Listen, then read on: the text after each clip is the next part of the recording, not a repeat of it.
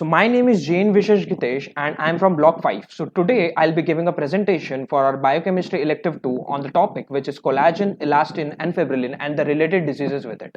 So let's start with our presentation.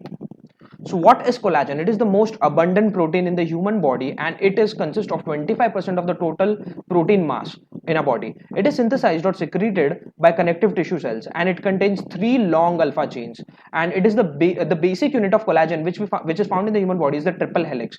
There are 42 different genes for alpha chains which code for the alpha chains, and the combination of this coding by the genes leads to different types of collagen which are found like type 1, 2 and 3, also the 4.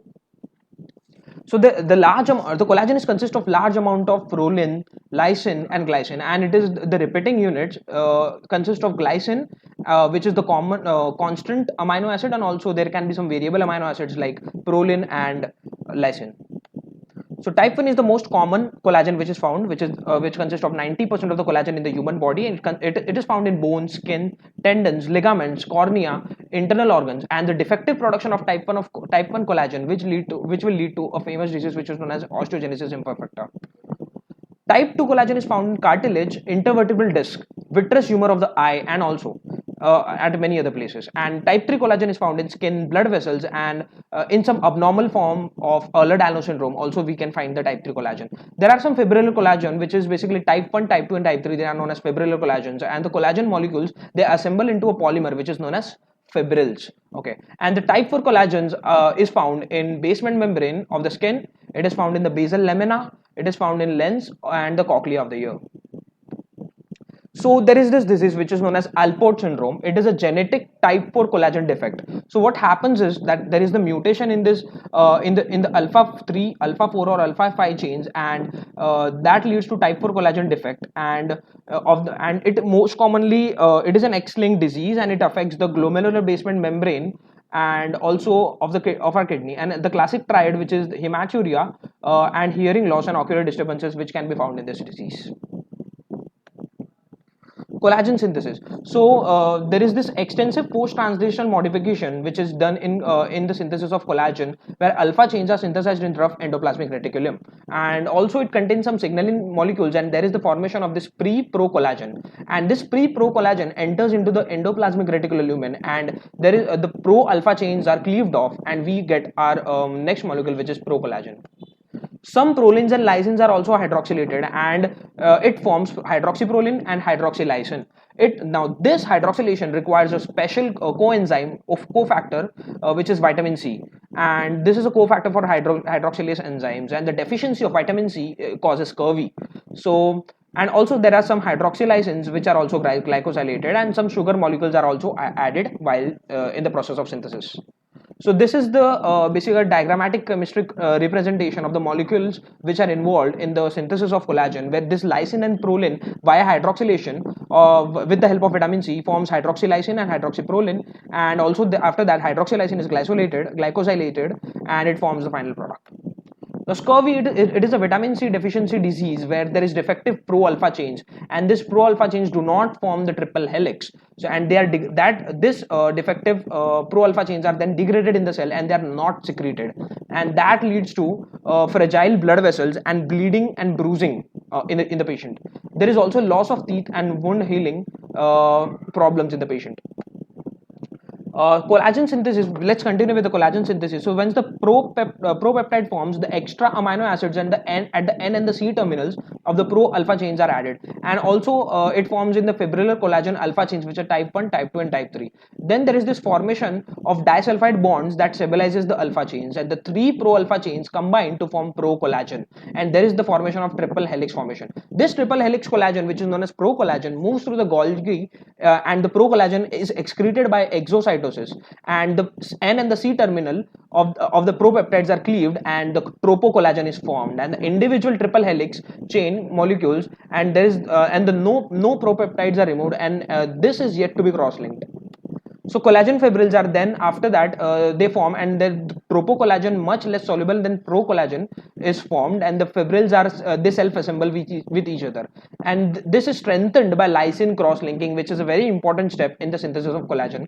And also the extra cellular enzyme, which is lysyl oxidase, helps in the cross-linking of the lysine.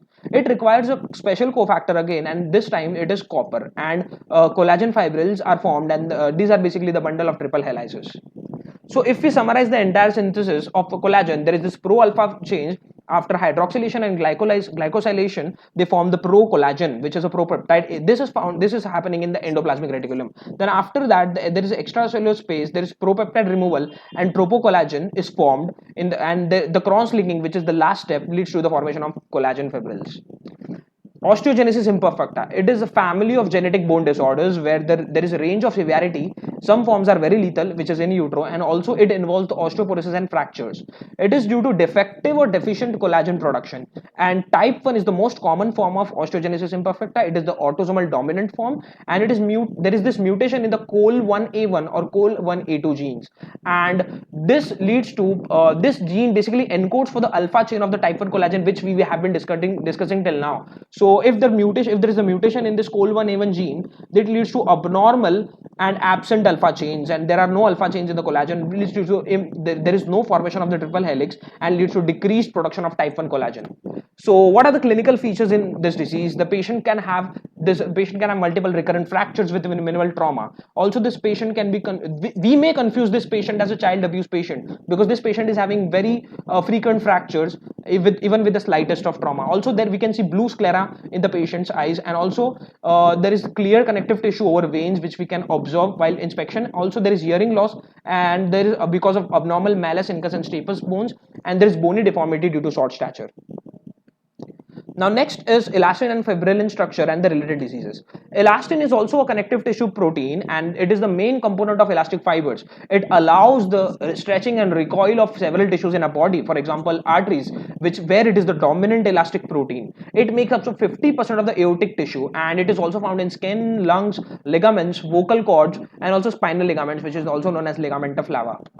What constitutes elastin? So elastin contains 3 amino acids, which are glycine, lysine, and proline, just like our collagen. But this time these are mostly non-hydroxylated amino acids, and there is no hydroxylysine, and some have hydroxyproline, but they are less than collagen, and it is not glycosylated. So elastin is secreted as tropoelastin and assembled into elastin fibers with cross-linking. So here is a picture which we can see. Also, let's see what is the diseases which are associated with elastin deficiency. The alpha-1 antitrypsin is the deficiency is an inherited autosomal codominant condition where there is decreased or dysfunctional alpha-1 antitrypsin, and this alpha-1 antitrypsin is basically inhibitor of enzyme elastase. Elastase leads to excessive breakdown of elastin. This is why there is excessive breakdown of elastin, and it results in emphysema and lung damage, and also there is an imbalance between the neutrophil elastase and elastase inhibitor leads to this disease condition. Williams syndrome is another disease where there is partial deletion on the long arm of chromosome, and the deleted portion includes gene for elastin. The patient will have elfin appearance, intellectual disability, and supraventricular aortic stenosis. Constriction of the due to constriction of the ascending aorta above the aortic valve. It is high prevalent among children with Williams syndrome, and on histology we can see loss of elastin in the aorta. Fibrillin is a glycoprotein which is the major component of the microfibrils and the sheath that surrounds the elastic core. Elastic fibers, elastin, microfibrils, and other molecules, and it is found in aorta. Deficiency of fibrillin can cause Marfan syndrome. Marfan syndrome is a genetic connective tissue disorder where abnormal fibrillin due to mutation in the FVN1 gene, which is found on the chromosome 15. It codes for the fibrillin 1, and it affects bones, joints, hearts, and eyes. Classic appearance is a patient who will be very tall with a long wingspan.